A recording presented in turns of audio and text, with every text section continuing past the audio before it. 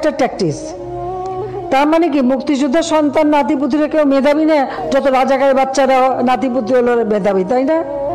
কিন্তু এটা ভুলে গেলে চলবে। 10 জনের সামনে কথা বলতেছি, কিভাবে কথা বলতে হবে এই কথা বলার ভাষাটুকুই যদি আমি না জানি, ওই 10 জনের সামনে কথা বলার কোনো যোগ্যতাই আমার নাই। 1971 সালের পর থেকে যারা জন্মগ্রহণ করছে, যুদ্ধতে অংশগ্রহণ করতে পারে নাই, তারা সবাই রাজাকার। আমি, আপনি, আপনার বাবা, আমার দাদার নামও যেহেতু মুক্তিযোদ্ধার কোঠায় নাই, তাহলে আমার দাদা সহ আমরা সবাই রাজাকার। এক কথায় বলতে গেলে বর্তমান দেশে 16,98,00,000 নাগরিকদের মধ্যে 2,31,000 মানুষ মুক্তিযোদ্ধা, এদের পরিবার বাদে আমরা সবাই রাজাকার। যেই রাজাকারের নাম শুনলে একটা সময় আপনার চোখে ঘৃণা চলে আসতো, এখন একবার ভেবে দেখুন সেই রাজাকারের ট্যাগে আপনার ঘাড়ে চলে আসতেছে। সেই ট্যাগ আপনার ঘাড়ে দিতে এক বিন্দুও দ্বিধাবোধ করতেছে না, কারণ তার পদে উঠতে আপনার কোনো প্রয়োজন হয় না। বিকজ যেই দেশে ভোট ছাড়া ক্ষমতা পাওয়া যায়, সেই দেশে আবার কিছু বলতে ভাবতে হয় নাকি? আজকের ভিডিওতে একটা কথা বলে যাই, মাথায় রাখে, কথা যত বেখেলে হবে পতন তত দ্রুত হবে ইনশাআল্লাহ। পার্সোনালি আমি কোনো রাজনৈতিক সম্পর্কের সাথে সম্পৃক্ত নয়, কিন্তু একজন সাধারণ নাগরিক হিসাবে এই কথার বিরুদ্ধে তীব্র নিন্দা ও প্রতিবাদ জানানোর প্রয়োজন আমি মনে করি। রিসেন্ট 8-9 দিনই হয়ে গেল কোঠা এবং মেধা নিয়ে একটা আন্দোলন চলতেছে। হ্যাঁ, এই কথা সত্য যে কোঠা এবং মেধা দুইটা এক জিনিস নয়, কিন্তু আমার কথা হচ্ছে মুক্তিযোদ্ধাদের নাতি নাতনি থেকে শুরু করে ছেলে মেয়েগুলো যদি এতই মেধাবী হয়, তাহলে তাদের চাকরির জন্য কোঠার কিসের প্রয়োজন? প্রশ্ন থেকেই যায়। সাধারণ মানুষগুলো যদি রাজাকার হয়, এই সাধারণ মানুষের ট্যাক্স ভ্যাট দিয়ে আপনি দেশ চালাচ্ছেন, তার মানে আপনি বড় রাজাকার। বাংলাদেশ পরিসংখ্যান BBS এর হিসাবে শিক্ষিত বেকার আছেন 23,50,000 জন, অর্থাৎ বাংলাদেশে মোট বেকারের সংখ্যা 12% উচ্চ শিক্ষিত। এখন আমাদের মাননীয় প্রধানমন্ত্রীর কথা হিসাবে এই 12% উচ্চ শিক্ষিত বেকার নাগরিকই মেধাহীন। আফসোস 2022 সালে আমি সেনাবাহিনীর মাঠে অ্যাপ্লাই করেছিলাম এবং আমি বগুড়া ক্যান্টনমেন্ট মাঠে দাঁড়াতে গিয়ে দেখি অলরেডি 3 জন সিলেক্টেড হয়ে আছে। এখন আমার প্রশ্ন হলো, আমরা এতগুলো স্টুডেন্ট মাঠে দাঁড়াইতে গিয়েছিলাম, আমাদেরকে দেখার আগে আমাদের মেধা সম্পর্কে তারা বুঝে গেছে, রাইট? যদি আমাদের না দেখে আমাদের মেধা সম্পর্কে নাই বুঝতো, তাহলে তো অলরেডি আগে থেকে 3 জনকে সিলেক্ট করে রাখতো না। যে দেশে কোঠা ছাড়া চাকরি হয় না, দেশের নাগরিকদের রাজাকার বলে সম্বোধন করা হয়। আমরা একজন সাধারণ নাগরিক হিসেবে প্রধানমন্ত্রীকেই ভয়কট করতেছি। রাজাকার প্রধানমন্ত্রী, তার গদি থেকে তাকে নামিয়ে দেওয়া হোক, নয়তো কোনো আইন আমরা মানি না। আপনি একজন সাধারণ মানুষ হিসেবে আপনি নিজের থেকে ভেবে দেখেন দেশের কতটুকু আইন সুষ্ঠুভাবে পর্যবেক্ষণ হচ্ছে। একজন সাধারণ নাগরিক হিসেবে আপনার দায়িত্ব এগুলোর বিরুদ্ধে প্রতিবাদ করা। এখন আপনার প্রশ্ন থাকতেই পারে, এগুলোর বিরুদ্ধে এইভাবে প্রতিবাদ করে কিছুই হবে না। দেখেন, আপনি ঘরে চুরি করে বসে থেকেও কিছুই হবে না যতক্ষণ না আপনি এগুলোর বিরুদ্ধে রাজপথে নামবেন।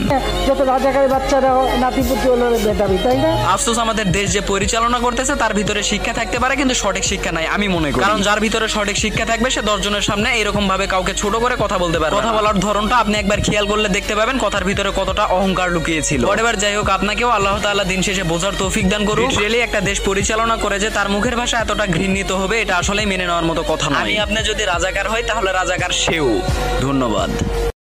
আগামী প্রজন্ম সুচ্চার বুঝিয়ে দিতে হবে ন্যায্য অধিকার। মেধাবী ছেলেটা বেকার, অধিকার চাওয়া মাত্রই বানিয়ে দিলে রাজাকার। বিষয়টি যদি এমন হয়, দেশপ্রেমিক হয়েও বয়ে বেড়াতে হবে নোংরা পরিচয়। দেশের মানুষের জন্যই হয়েছিল মুক্তিযুদ্ধ, কোটা আন্দোলন তারই একটা অংশ মাত্র, করতে চেয়েও না বাকরুদ্ধ। দেশের মানুষের জন্যই মুক্তিযোদ্ধারা করলো লড়াই, কোটা দিয়ে আম পেড়ে খেলো, নাতি নাতনিরা করলো লড়াই।